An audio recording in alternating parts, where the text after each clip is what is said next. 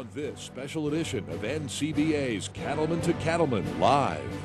On this week's special edition of NCBA's Cattlemen to Cattlemen, we're live from the 2013 Cattle Industry Annual Convention and NCBA Trade Show in Tampa, Florida, with an in-depth look at the beef cattle industry here in the Sunshine State. And now, a live edition of NCBA's Cattlemen to Cattlemen with host Kevin Oxner. Hello and welcome to this special edition of NCBA's Cattlemen to Cattlemen. We're coming to you live from the 2013 Cattle Industry Annual Convention and NCBA Trade Show in Tampa, Florida. I'm Kevin Oxner. Thanks so much for joining us. 300 days. That's how many days NCBA President J.D. Alexander has spent on the road over the last year, meeting with cattlemen and cattlewomen from across the country. And tonight, we're taking a look back at 2012 and his tenure as NCBA President. But first, let's learn more about his family operation near Pilger, Nebraska. J.D. Alexander believes his part of eastern Nebraska is one of the best places in the world to raise cattle. We're above the Ogallala Aquifer, which is a natural underwater lake, which allows us to have irrigation wells that not very deep to irrigate the ground. That, of course, grows the corn to feed the cattle. Where there's corn, the ethanol industry has popped up, and we're very heavily users of the ethanol byproducts. The other thing that's very unique about us is we have access to a lot of feeder cattle. You know, we can go in a big radius, and anymore the trucking seems to be a non-issue, that we'll haul cattle for 1,000 miles to come into our feedlot. And the final really good thing about our location and in our feedlot is when we go to our final product and sell to the packers, we have 5 major packers within 150 miles that we have an opportunity to sell to. A third-generation cattle feeder, J.D. was born and raised on his family's operation and has spent most of his life here. Today we're about a 5,000 head feedlot. We'll try and market around 12 to 13,000 or so head of cattle a year. We also have 2,000 acres of row crop, which we primarily grow as corn. We feed it all to our cattle, plus we have to buy about another fair amount to utilize all of it. So we're a very family-orientated operation. Along with his wife Deb and their children, J.D. is working to ensure the next generation of Alexanders will be able to stay in the cattle industry. And he says that's one of the reasons he's been active for years in the National Cattlemen's Beef Association. I guess I got started very young. I liked it. It gave me a chance to meet other people in our business, professionals and so on. Opened up a different array of things that you can do to affect your business. And I kind of just enjoyed that, liked the people, and so I've been involved in it ever since. Very much looking forward to the next year as serving as president of NCBA. As NCBA president, J.D. will spend much of the year on the road, traveling to represent the industry's interests at home and abroad. It's something his family says he's well prepared for. It's something that I'm really glad for him to do. Really, there's no better man for the job. He knows all facets of the beef industry inside and out. He's been kind of stepped his way up through the program, started on local levels, worked up to state, national, and now, of course, becoming president of NCBA, he's kind of done it all. And it's not very often that a son gets to say he's proud of his father. Usually it's the other way around. So it truly makes me feel good to say, my dad is doing something this great. Whatever he wants to get done, he'll get done. I know that about him. And he's taught all of us that. Whatever you want in life, never be satisfied, but always be humble and just keep going. And he's gonna do it. When I met JD 40 years ago, he was a leader, but he was a quiet leader. And in the last 40 years, probably has found his voice. I think a lot of people will agree with me on that. He'll be a great spokesperson for the producer. He's very concerned about the industry.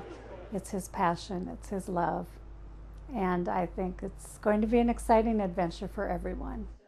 Because of his experience within NCBA, JD is a believer in the value of cattlemen and women being unified on the critical issues that impact their operations and the cattle industry.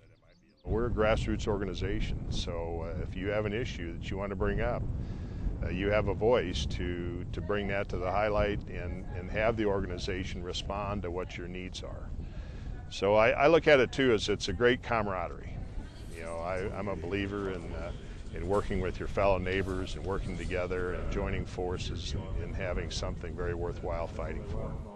There's power in numbers, and you will find your voice in the numbers. JD will be very approachable as far as leading the organization. He'll listen to you, listen to your concerns. It's hard to get things accomplished on your own, and I think NCBA has the best interest of all producers involved in the industry.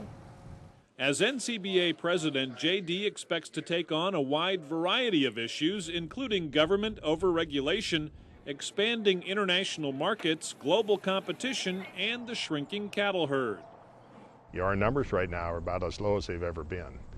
And the concern is if you create such a demand, you just want to make sure you can be able to supply it as well. I am confident that the market will move in directions to where these things will even out, and while we're increasing demand for our product around the world, that we will be able to supply it. Being NCBA president will mean a lot of time on the road for JD, but that's something he's used to, thanks to another of his passions. So I enjoy going out and motorcycling. It's a good way to be out in the open. Can do it pretty easily from this part of the world, but I really do enjoy going on trips in particular. I've got some friends that we usually go on a trip about once a year and see some very beautiful country across the United States. JD's passion for the industry, his depth of experience, and his ability to connect with others all have prepared him for his new role as NCBA president. And his love of family will help him stay connected to home. It's going to be tough, but thank goodness for technology. He's already gone quite a bit even in this last year. And so with technology, there's always cell phones, email, text. They're great tools for this job. And so even when there's questions, he's only a phone call or a text away. JD's a huge family man, and that's, family is what got him to where he is today. And I know he won't ever forget it, but that's one thing I always remind him is there's always people back here who love and think about him even when he's 2,000 miles away overseas. I've always been a believer in being part of something bigger than just yourself. And I guess it kind of got instilled in me early on, actually, before I actually came back to the operation, is you have professional organizations that look out for the betterment of your industry. And I realized that you really need this. You need camaraderie. You need to have fellow cattlemen work together to work for the betterment of the industry to make it a better place to work in. Reporting from Pilger, Nebraska, I'm Brian Baxter for NCBA's Cattlemen to Cattlemen. And joining me in the studio this evening is JD Alexander. JD, I know you've had an incredible busy week ahead. Thank you for taking time to join us. Well, it's great to be here, and it's a pleasure to be finally in Florida. Absolutely. Well, you've had an incredibly busy year. Tell us, as you reflect back, what are you most proud of? The thing I'm most proud of is that we were there day in and day out representing producers from all across the nation. We've got a lot of issues we have to deal with. Some are good, some are bad, and we do have to influence a lot of things. We've got to have our voice heard. And I think that we really do is we try and day in and day out speak for the producer on their behalf to make it a better business world for them to operate in. From the sandhills of Nebraska to the sandy shores of Tampa, Florida here, you've logged a lot of miles. What are some of your most memorable experiences this year? By far the most memorable is the visiting the states and the producers from all across the nation. I've traveled from coast to coast, border to border, and around the world for that matter. But producers are all the same. We've got a lot of things, a lot of irons in the fire. We all have the same common passion for the livestock industry. but we also have to work together on issues. But by far the highlights, we're going to the various states, meeting the producers in their back door and visiting with them. Your term may be up, but I know your passion for the industry continues. What are some of your hopes and aspirations for the future? We've got a great industry, and I'm very optimistic for the future. We've made great strides in our exports. We have had a situation with the drought, but we'll overcome that as well. We need to expand the herd. But we really have a great opportunity for our next generation to take over our businesses and become sustainable. And I think that's the most proud thing I am, is we've got to make sure that we're representing our producers to hand it off to our next generation. JD, thank you for your leadership to the industry, and good luck on the week ahead. Well, thank you. It's a great honor and a thrill to be here. Very good. Join JD as a member of the National Cattlemen's Beef Association and help invest in the future of our great industry. Joining is easy. Just give us a call at 1-866-USA-BEEF or visit us online at beefusa.org. Well, he helped us here last year when we were in Nashville, and we're excited to have him back with us in Tampa this week to help cover all the exciting convention events. Let's check in with reporter Russell Nemetz. Russell, welcome back to the show. Hey, thanks for having me back, Kevin. I am so excited to be joining everybody here on Cattlemen De Cattlemen here in Tampa, Florida. How do the palm trees and sunshine compare to what you've experienced there in Montana? Well, we don't have very many palm trees up there in Montana and Wyoming, but I love the sunshine, and I'm hoping to bring some of it back home at the end of this convention to Montana and Wyoming, Kevin. All right, with us on the program right now is Kristen Torres, the Executive Director of Meetings and Events for the NCBA. And Kristen, the trade show opens up tomorrow night, but there is still a ton of time for folks to join us here in sunny Tampa, Florida. Absolutely. The show opens tomorrow night at 5 o'clock, but it's also open all day Thursday and all day Friday. We open at 10 o'clock Thursday morning, and we open at 9 a.m. Friday morning. So how many vendors do we have at this year's NCBA trade show? We have about 235 vendors here in Tampa. They're showing the latest products and services for all aspects of the cattle industry.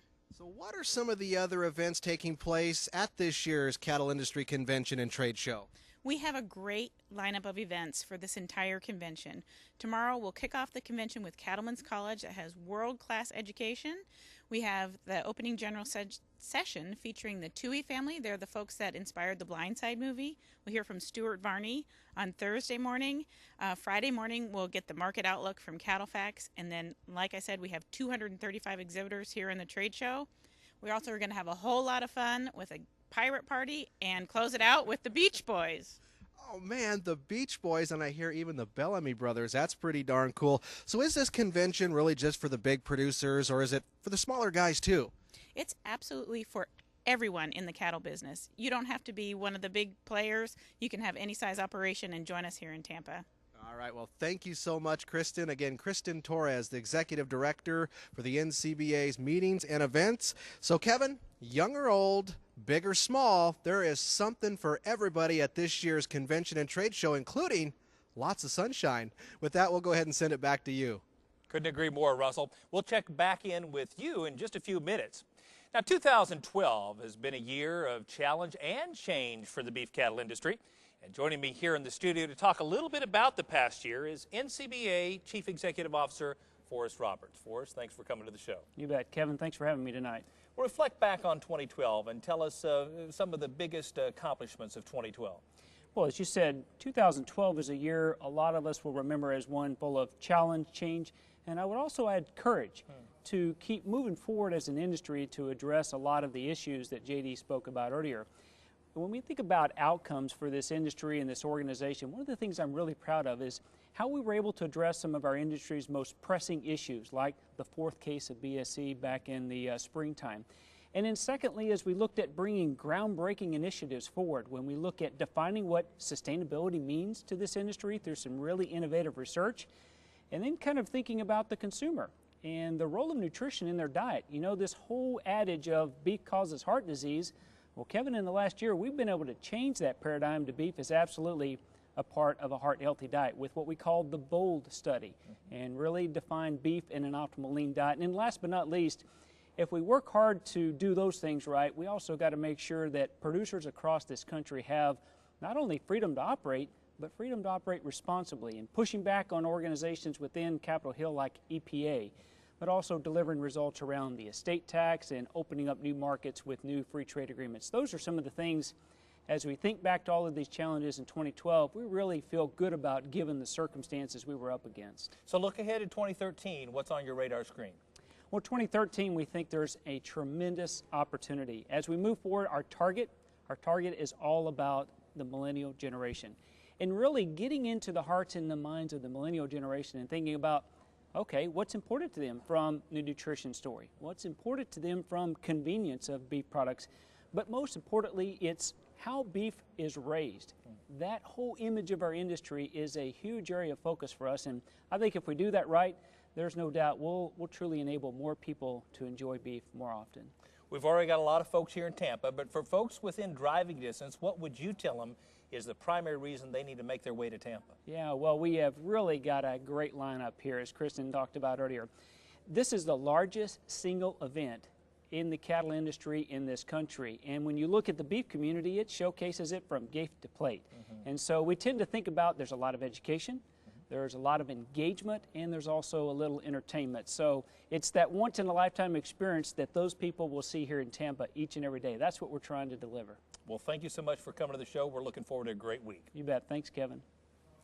Now, as Forrest just mentioned, there's still plenty of time for you to join us right here in Tampa. Get all the convention details at beefusa.org. Ahead on this special live edition of NCBA's Cattlemen De Cattlemen, we'll have an in-depth look at the Florida cattle industry. Plus, we'll learn more about the Five Nations Beef Alliance and their top priorities for 2013.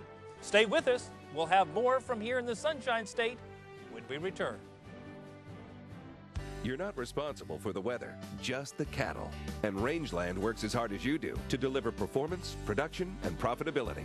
Cattle need consistent nutrition. They'll get it year-round with Rangeland products from Land O'Lakes. Deliver what they need free choice in weather-resistant loose minerals and mineral and protein tubs.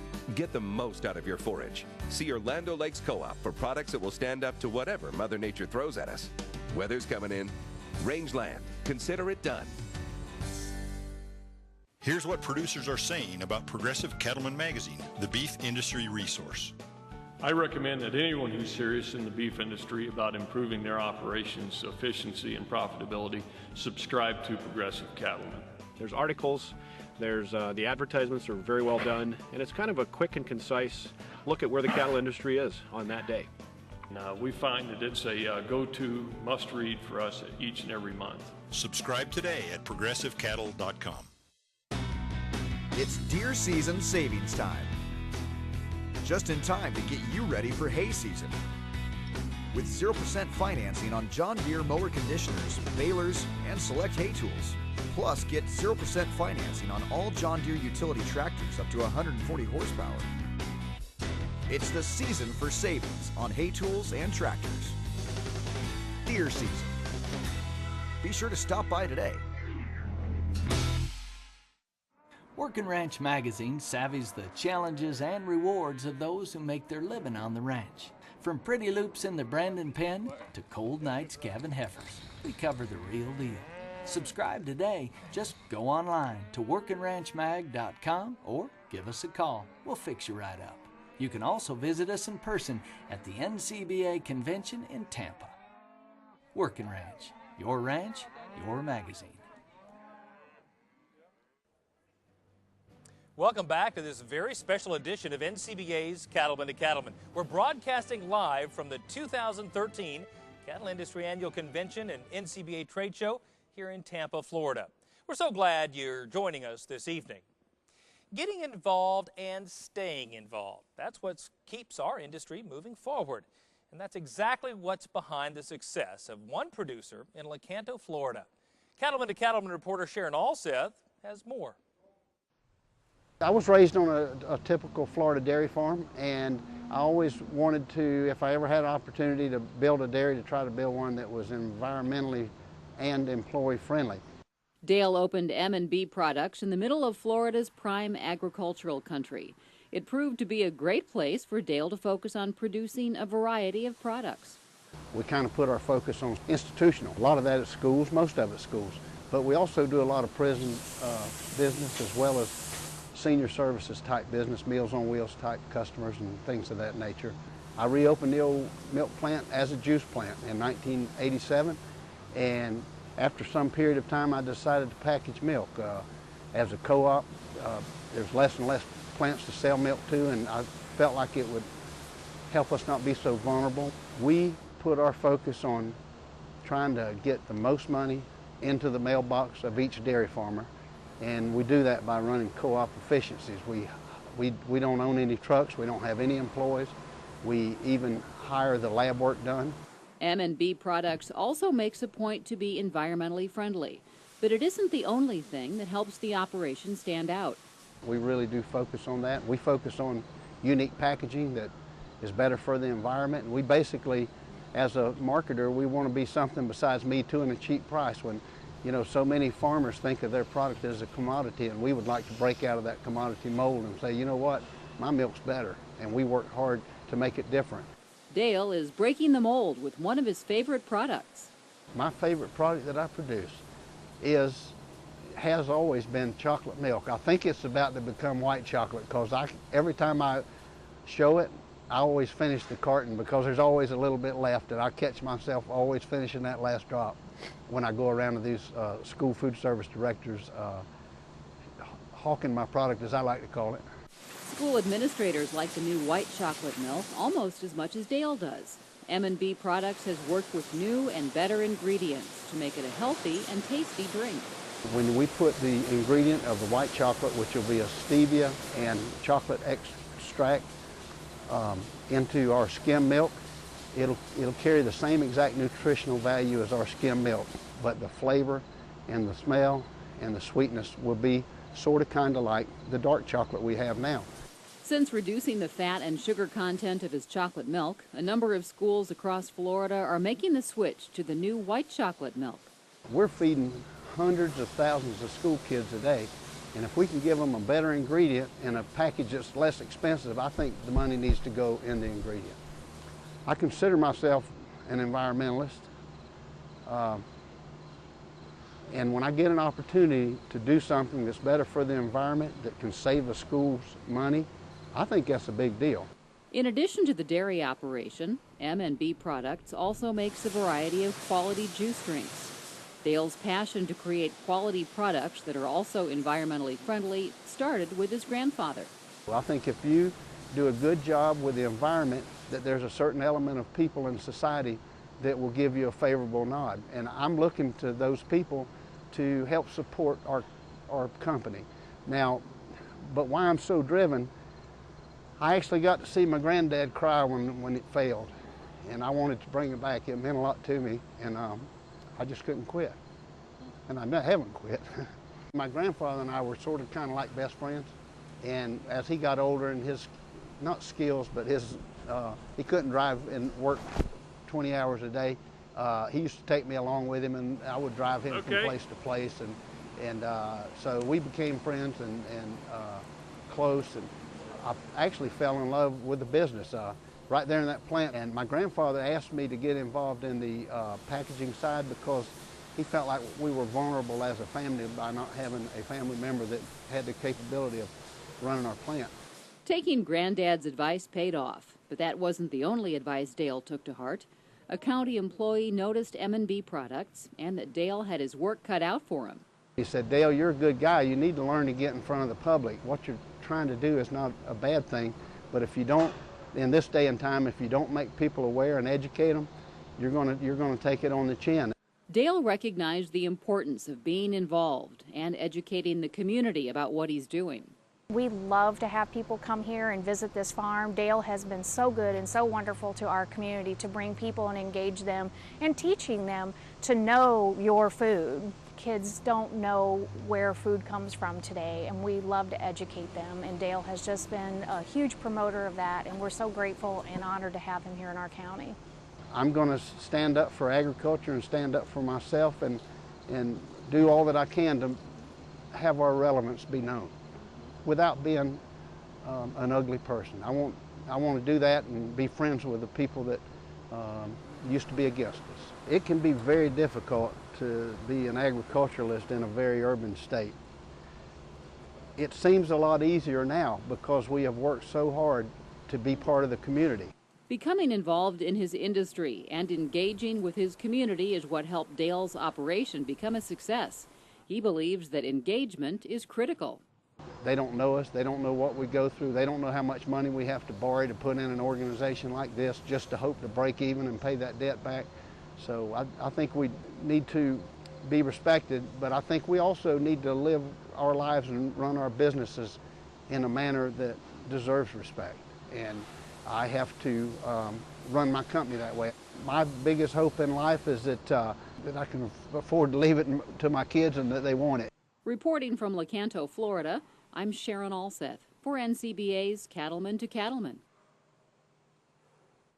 Now, if you've been waiting to get involved, there's never been a better time. Join us as a member of the National Cattlemen's Beef Association right now. All you have to do is give us a call at 1-866-USA-BEEF or just visit us online at beefusa.org. There's no other area of the country that's quite like Florida, and that's especially true if you're a Florida beef cattle producer. And joining me in the studio to talk more about the Florida beef industry is Woody Larson, president of the Florida Cattlemen's Association. He's a rancher and a dairy cattle producer down here. Wes Williamson is the you're the president-elect, Wes. And you, in addition to raising cows and calves, I understand you have a citrus as well as a catfish operation. Is that right? Very unique. Right. And we have Henry Kempfer, and Henry is the first vice president, also a cow-calf operator. Gentlemen, thanks for coming to the show. Glad to be here. First question I have for you, what makes the Florida beef cattle industry so unique? Well, besides being a large cow-calf state, we're also a large people population state. With almost 20 million people in Florida, we rank number 3 in population in the United States. Wow. So that adds to the pressures we have sometimes. I would say. Kevin, another thing that makes us unique is the fact that it's 80 degrees in February. And so in this subtropical environment, we have an advantage in that we can raise forage 10 months out of the year, and that gives us a significant cost advantage over most other producers in the country. And what are some of the challenges facing you all here in Florida? Well, the environmental issues because of the 19 million people that live here in this state, and kind of competition for natural resources. Water, believe it or not, in the state of Florida is quite important. And you know, as cattle producers, we like to demonstrate to people that we're very sustainable environmentally. The cow-calf operations are. Well, and freight is another big issue that we deal with. As far south as we are down here, our cattle that are moving west to go to feedlots or grass operations really get discounted pretty hard, as upwards of 10 to 15 cents a pound right now. So it's really takes away from some of the gain we get in production costs from some of the other advantages we do have. Now, as a leadership team at the Florida Cattlemen, what are some of your priorities in 2013? Well, one of our big priorities is, 2012 was an election year, and we've got a lot of new faces in our legislature and Congress. So we have to make it a really strong priority for us to build relationships and educate these folks and just let them know who we are and what we stand for. You know, Kevin, NCBA being in Florida has been a big priority for us. Yeah. We are thrilled to have them here. We're happy to host them. And I think, we've been working on promoting NCBA to our Florida members. We've been encouraging them to come for at least a day or a couple days, enjoy the convention, enjoy the weather here too. I know you all are all very passionate both about the national organization as well as your state Cattlemen's Association. What are the benefits of being a member and being engaged in both? Well, some of the laws that affect us are state laws and some are federal laws. And just to give you an example, for instance, the estate tax laws are federal, obviously, and then transportation. Every state has some and feds have some. Kevin, I can't think of a better reason to be a member of the NCBA than the estate tax. I mean, the NCBA and their staff has gone to bat for us in Washington. We finally came out with a law. It may not be the perfect law, but it's much better than probably the direction we were heading, and that's just a tremendous reason to be an NCBA and let them represent our industry. Well, and same with the Department of Transportation, and you have state laws and federal laws there, and it's so important for us to, and through our state association, to be able to have input and with our legislators here and work on these state laws, but also having help and joining in with NCBA and working on those federal laws as well, these state or federal highways. The most important thing is to have the synergy and collaboration of a state and a national organization like we have with Florida and NCBA. Being able to work together on common issues really adds clout to our whole program. 2 and 2 equals 5, right? Right. So what's one thing, for folks that aren't able to join us here this week, what's one thing you'd want people to know about the Florida cattle industry? I want people to know that cattle ranching in Florida has been going on for almost 500 years. Wow. This year, Florida celebrates its 500th year of discovery. In 1513, it was discovered. Really? And 8 years later, the first cattle in North America were unloaded just a few miles south of Tampa Bay. Wow, I didn't know that.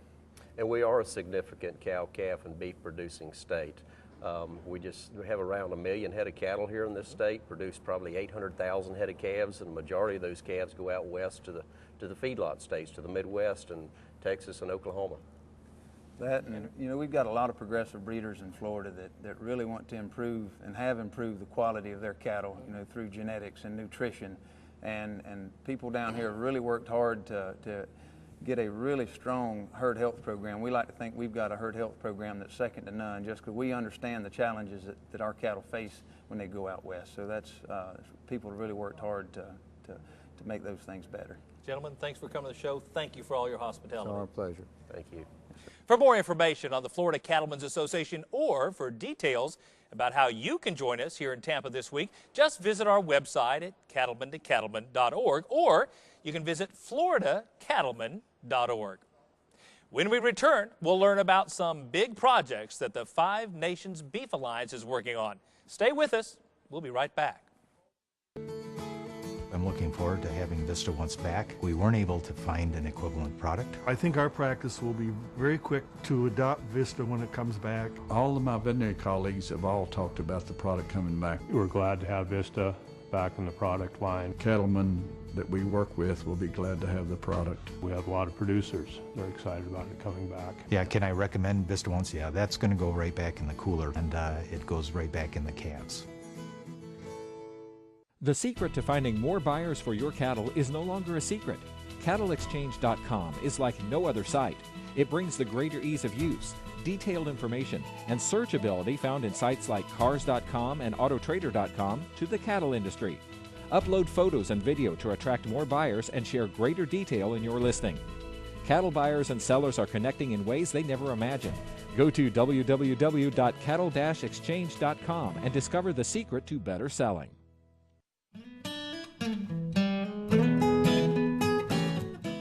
Beef magazine is important to those of us in the industry. Being able to go back and maybe reread something several times to really understand how it relates to us and how we can use it in our operation becomes really important to us. The magazine becomes a good reference point in numerous areas, and most of the time the topics are pretty timely to what's going on in the industry.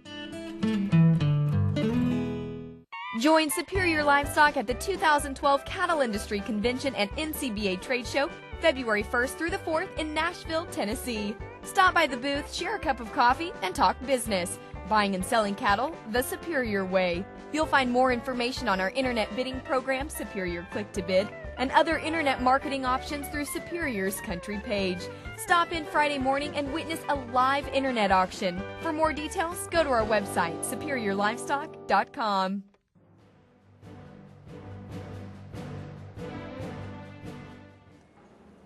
Welcome back to this very special edition of NCBA's Cattlemen to Cattlemen, live from the 2013 Cattle Industry Annual Convention and NCBA Trade Show here in Tampa, Florida.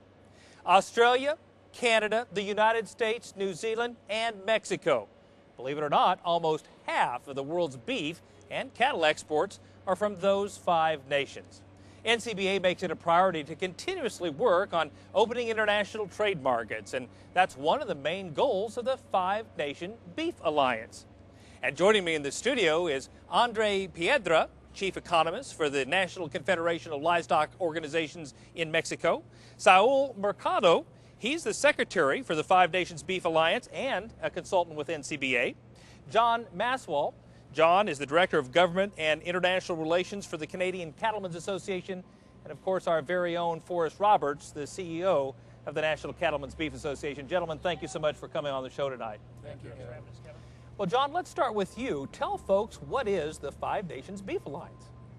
Well, you know, it's a grouping of national cattle producer organizations. It's been around now for, I guess, going on 4 decades. We had our kind of started back in 1976 with the very first International Beef Producers Conference. And since that time, you know, they really found that there was a need for that. They kind of formalized the regular meetings by about 1983 as the Four Nations Beef Conference: Canada, the U.S., Australia, and New Zealand. Mexico joined then in '93 to be the 5th member. And then just a few years back in 2006, with everything that's going on internationally, we decided to sort of rebrand it into a formal alliance, and it became the Five Nations Beef Alliance. So that's where we stand now. And Forrest, tell us who all is involved currently in the alliance, and do you have any plans for expansion? Sure, Kevin. Well, as the name implies, the Five Nations, as you introduced, starting with NCBA, representing the U.S. cattle industry, followed by our partners and neighbors to the north with the Canadian Cattlemen's Association, and our partners and our neighbors to the south with CNOG, which represents the Mexican cattle producers, and then also Beef and Lamb New Zealand, which represents the New Zealand industry, and then certainly last but not least is the Cattle Council of Australia, who represents the Australian beef industry. So the Five Nations have been, as John outlined, the core of what we've been able to focus on here over the past several decades. But as we look toward expansion, we have Argentina with Carbop, who is now working with us in an observer status, and we have absolutely an opportunity of a lifetime to expand the Five Nations Beef Alliance to what we hope will be a 10-nation beef alliance here over the next several years, and mainly targeted to a lot of the South American beef-producing countries. Very good. Andre, we thank you for joining us all the way from Mexico, and I know, Saul, you're going to help us translate a little bit here today. Yes, so I would ask you, Andre, what is the mission and purpose of the Five Nations Beef Alliance? Como organizaciones de ganaderos, nuestro propósito fundamental es promover la producción sustentable dentro de nuestros países, a la vez superar las expectativas de los consumidores, y con ello creemos que vamos a lograr incrementar el consumo mundial de carne de bovino. Yes, Andre is saying that the main purpose of their organization, of producer organization in their own country, is to promote the sustainable production of beef in the country, but at the same time complying with the expectations of the consumers with regards to the quality of the beef, taking care of the environment and the animal welfare issues, and ultimately to increase and to make the world market for beef grow. Very good. And Forrest, tell us a little bit about some of your current main areas of focus within the Alliance. Well, within the Five Nations Beef Alliance, we have really 4 major areas that we are trying to look at when we think about we're really truly operating in a global beef industry. And when we look at those issues that expound way beyond just the borders of any given country, we look first to the area of international trade. All organizations have a strong philosophy toward a balance of trade, and how do we maximize where beef fits into the diets of consumers all around the globe. So trade, international market access is our first major area of focus. Then secondly, when we look at this word called sustainability, specifically beef sustainability, we've worked very collaboratively to try to find a way to define that on a global level and then learn from each other. What are best practices that might be employed, for example, in Canada or Mexico or Australia that we can learn from in the USA and vice versa? And on that same note, when you look about issues like animal ID or animal disease traceability, there's a lot that we can learn here in the U.S. from other countries that have already implemented some of these national animal ID systems. So animal welfare and animal ID is a third major area of focus. And then last but not least is our industry, no matter whether we're in the U.S. or any of these other countries, is dependent upon the young leaders that are being developed and coming behind us. So we have a focus around young leader development to have them at the table with us when we are discussing these global beef industry issues and how we make decisions and really find common ground to align to how we make a difference in the global beef marketplace. That's outstanding. John, why do you believe it's so important for national cattle producer organizations to become part of this alliance we've been discussing? Well, you know, we just think it's becoming more and more important. You know, all of the issues that Forrest just outlined that the Alliance is working on, if you think of what is going on in all of those areas, domestically and internationally, we have animal activist groups that are trying to make it more and more difficult to raise livestock. And quite frankly, some of them have come out and said that their objective is to put us out of business. They are working internationally. They are working through some of the organizations that exist. And there's many organizations that exist that have very beneficial purposes, such as the OIE, which sets international animal health standards, the Codex for international food standards. There's the UN Food and Agriculture organizations. Some of these other groups, these activists, are using these organizations to try and advance their objectives. So we think that it's just more and more important that you know, from the perspective of the Canadian Cattlemen's Association, if we were just to sort of go to these organizations and try and advance our positions, maybe we'll be successful, but we can be much more successful if you know, we sit down with our U.S., our Mexican, Australian, New Zealand counterparts. We come up with common positions, because you know the old saying: if you're not at the table, you're on the menu. We've heard that a lot of times, and it is so true. And we want to make sure that we're not just at the table, but we have a hand in setting the menu and how that meal gets served. So if there's some folks watching tonight who may be leaders of some national cattle organizations, how would they get involved?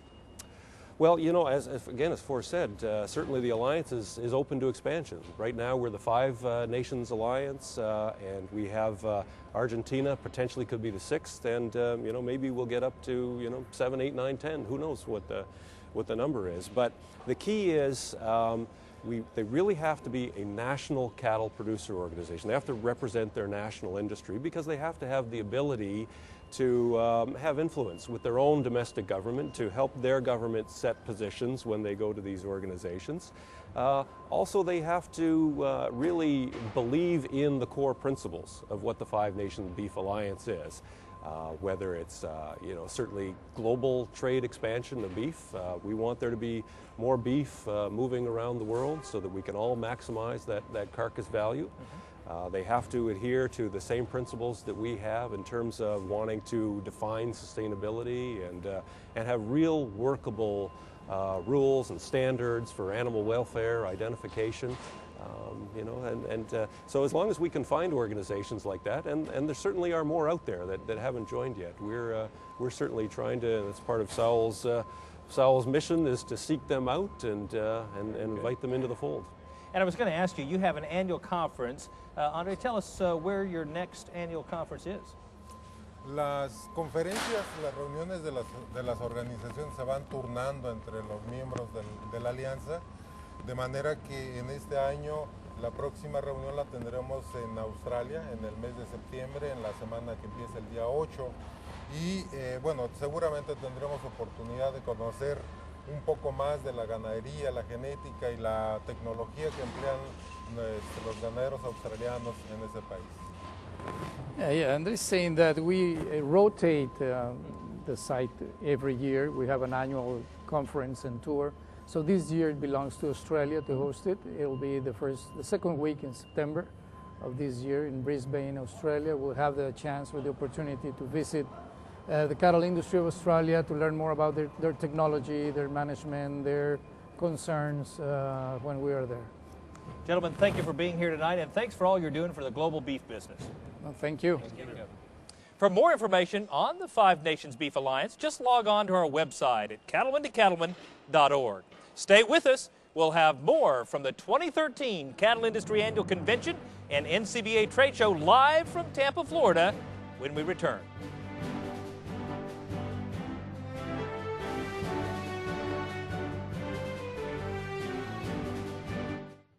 Celebrate the heart of America at the 2013 National Ag Day. It's March 19th in our nation's capital. The event honors America's agricultural community and its contributions to our country and our world. So it's appropriate and absolutely necessary that we take, not just today, not just this week, but every day and every week, to thank American farmers, ranchers, and producers. Generations nurturing generations. To learn more, visit agday.org.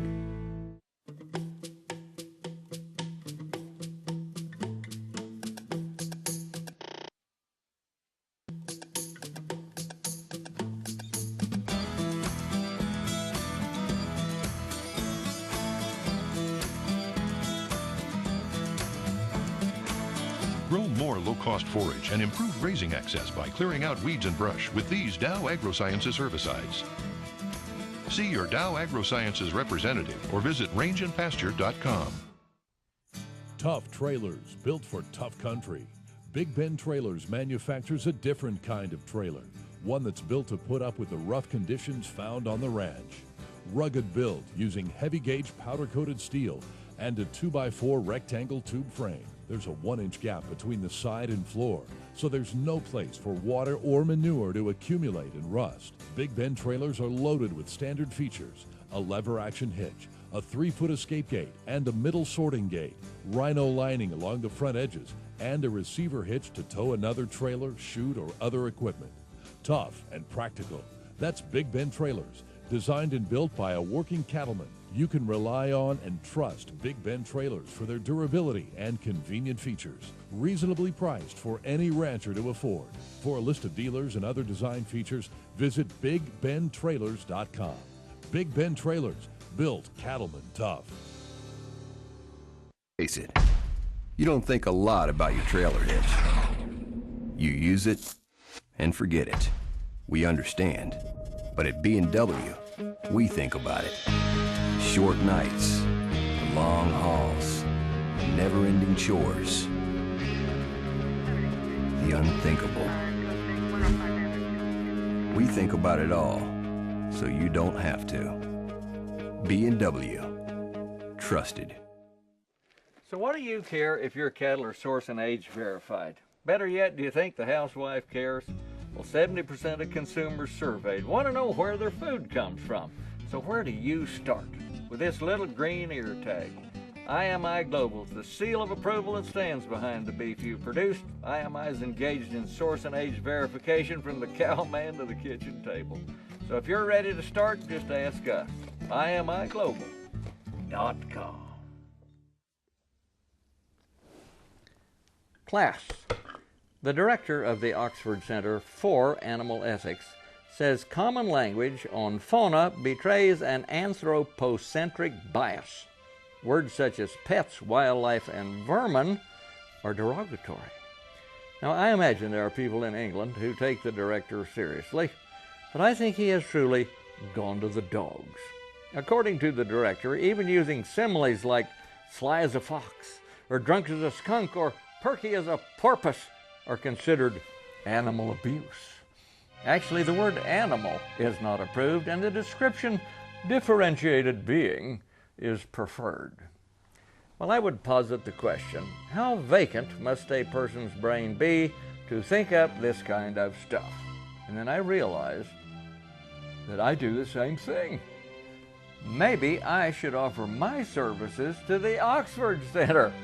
I mean, the first thing I would do is change the name of the Oxford Center. In itself, it shows an oxen-centric bias, implying that the faculty is ox-like in their thinking, which is a definite derogation of the bovine species. I would eliminate the Chinese calendar. No more Year of the Rooster. I would change cars' names, the Dodge Ethanol Charger. I would edit phrases.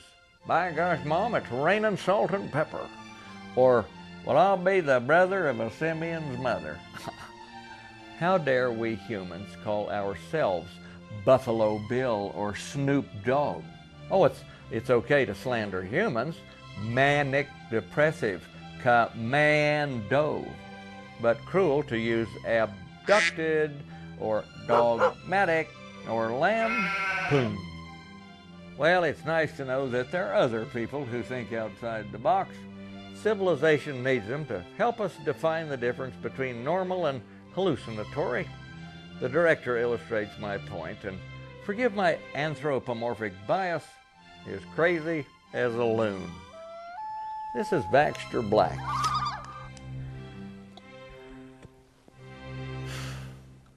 From out there.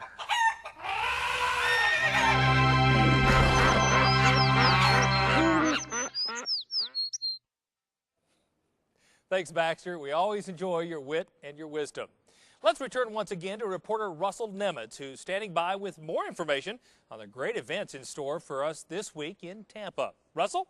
That's right, Kevin. I'm now joined by the third member of the Tampa Trio, Marvin Kokash, the Vice President of Association Marketing for the NCBA. And Marvin, the big question out here, is there still time to get registered? Absolutely, Russell. We want everyone to come down and join us in Tampa. Come on. We've got, you can register on site. There's lots of options for everyone, whether it's a one-day trade show pass or full registration. Come down and enjoy our events. We're going to have a great time. Absolutely. We are going to have a ton of fun during the 2-hour special live edition of Cattlemen De Cattlemen tomorrow night. And if nothing else, just tune in to see Marvin Kokash model this new I Heart Beef onesie for babies. Kevin, with that, we'll go ahead and send it back to you. That should be a real treat. Thanks, Marvin and Russell. We'll see you both again tomorrow night. And we hope you'll join us as well. We're live again tomorrow night from 6 to 8 p.m. Eastern. And we'll be bringing you all the sights and sounds from the trade show floor. If you're like my family, home calving cows, and can't join us here in Tampa, we'll be bringing you a little bit of the convention directly to you. Thanks so much for joining us for this special live edition of NCBA's Cattlemen to Cattlemen. We'll see you right back here tomorrow, right here on RFD TV.